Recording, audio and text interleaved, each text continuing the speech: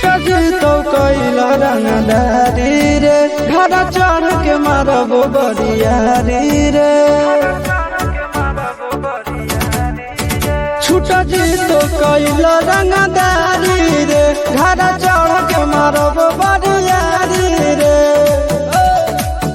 तोरा बाप के न तोरा दादा के चिन्हबो बेटा सब गोली मारबो तैगो गिनबो तोरा बाप के न तोरा दादा के चिन्हबो बेटा सब गोली मारबो तैगो गिनबो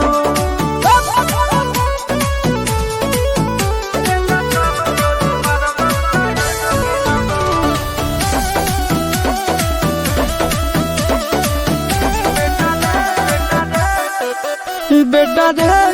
काटा से ठोक देबो चिमनी के भाठा में झोंक देबो देखबो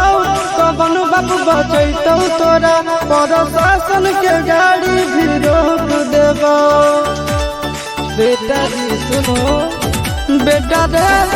काटा से ठोक देबो चिमनी के भाठा में झोंक देबो देखबो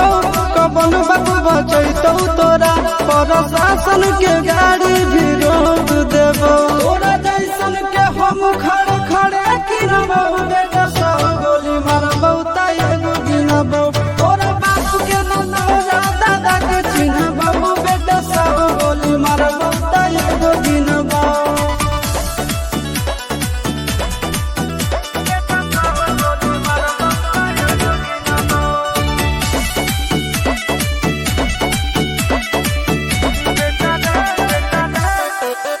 बेटा रे दौड़ा के बाजार में मारबो